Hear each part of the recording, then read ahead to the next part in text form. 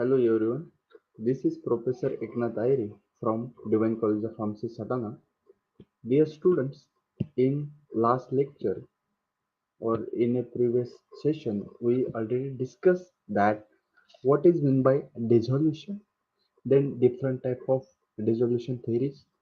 तर लास्ट लेक्चरमध्ये आपण त्या ठिकाणी डिझोल्युशन काय असतं ते बघितलं. त्याच्यानंतर डिफरंट डिझोल्युशनच्या थेरीज बघितल्या किंवा आपण त्याला असं म्हणू शकतो की डिझोल्युशनचे मेकॅनिझम, डिझोल्युशन कशा प्रकारे होतं, कोणकोणत्या थेअरीज त्याच्यामध्ये इन्व्हॉल्ड आहेत आणि डिझोल्युशन इन शॉर्ट कोणत्या मेकॅनिझमने होतं, तर त्यामध्ये कोणकोणते मेकॅनिझम इन्व्हॉल्ड आहेत ते आपण प्रिव्हियस सेशनमध्ये डिस्कस केलं होतं. Okay, so in this particular session we are going to discuss regarding the different types of the dissolution apparatus.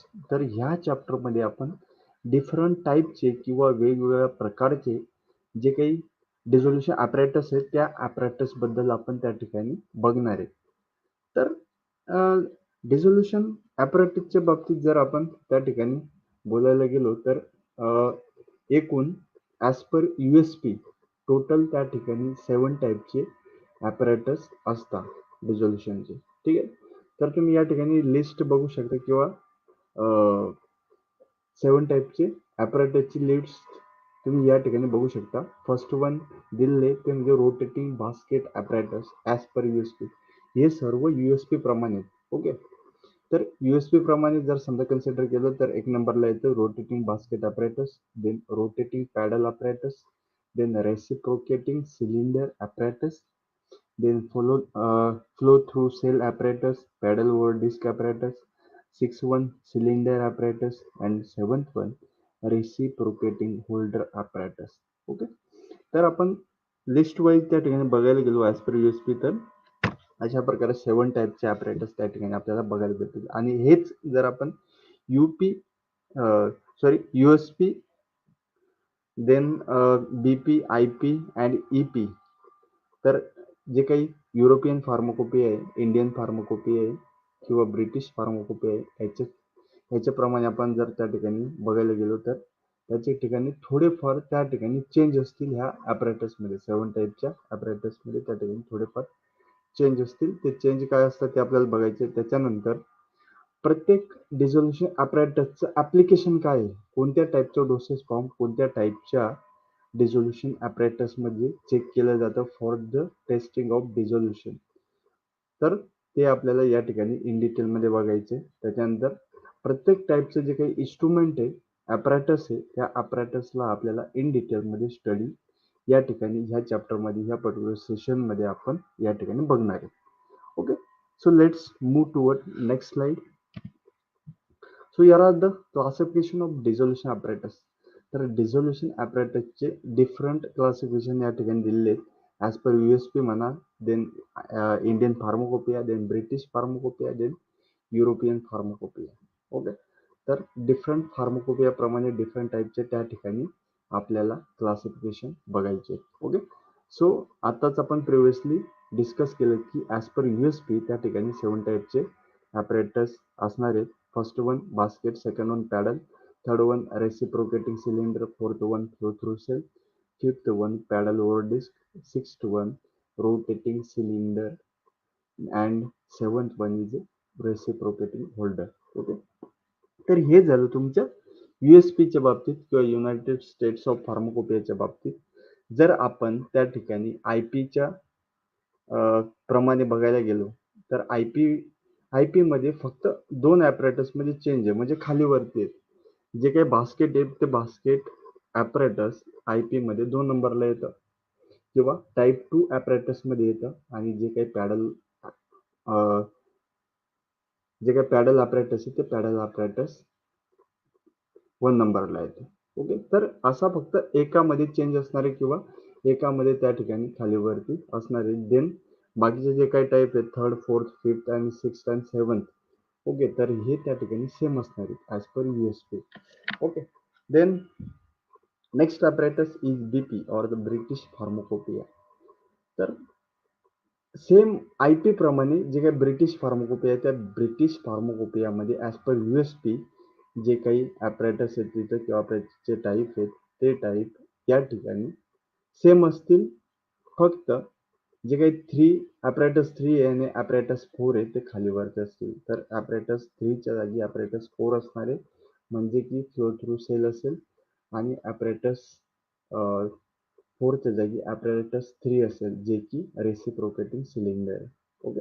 फक्त एका गोष्टीचं त्या ठिकाणी चेंज असेल, बाकी सर्व सेम असेल. देन हीच केस आपण जर समजा EP मध्ये पाहिली किंवा युरोपियन फार्मकोपियामध्ये पाहिली, तर त्या ठिकाणी तुम्ही बघू शकता की जे काही फर्स्ट किंवा we can say the type first apparatus is a paddle apparatus, second one is a basket apparatus, म्हणजे ॲज पर IP प्रमाणे.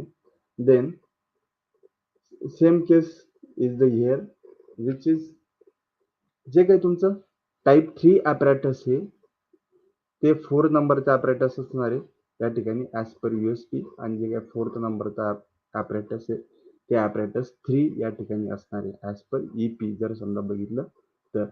ओके. तर अशा प्रकारे त्या ठिकाणी डिफरंट फार्मोकोपियाजमध्ये डिफरंट ऑफिशियल गॅझेट प्रमाणे किंवा ऑफिशियल बुक प्रमाणे त्या ठिकाणी बघितलं तर जे काही ॲपरेटसेस डिझोल्युशनचे ॲपरेटस आहेत ते ॲपरेटस त्या ठिकाणी डिफरंट असणार आहेत थोड्याफार प्रमाणात. बाकी जे काही USP असेल ते USP प्रमाणेच त्या ठिकाणी असणार आहे. Okay. So this is the regarding of classification of dissolution apparatus. तर आपण पुढे बघू. So next is the USP apparatus, आणि त्याचं डिस्क्रिप्शन दिलेलं आहे. त्याच्यानंतर रोटेशन स्पीड आपण किती ठेवलं पाहिजे, त्याच्यानंतर कोणत्या प्रकारचे डोसेस फॉर्म त्या ठिकाणी आपण डिटरमाइन करू शकतो किंवा त्या ठिकाणी आपण यूज करू शकतो for the determination of dissolution process. Okay.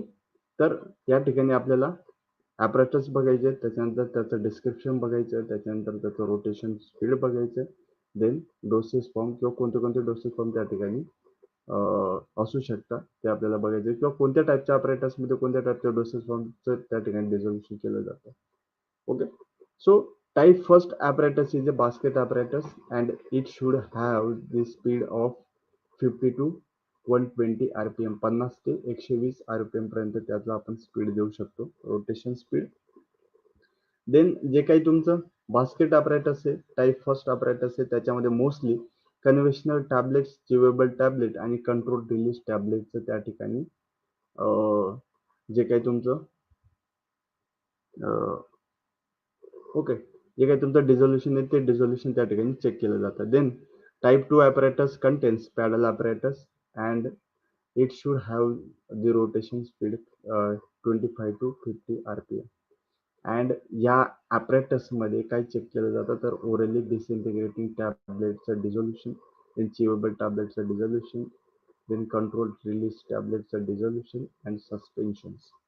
तर ह्या सर्व गोष्टी त्या ठिकाणी पॅडल ॲपरेटसमध्ये किंवा टाईप 2 ॲपरेटसमध्ये चेक केल्या जातात. Okay. Then type 3 apparatus which is a reciprocating cylinder.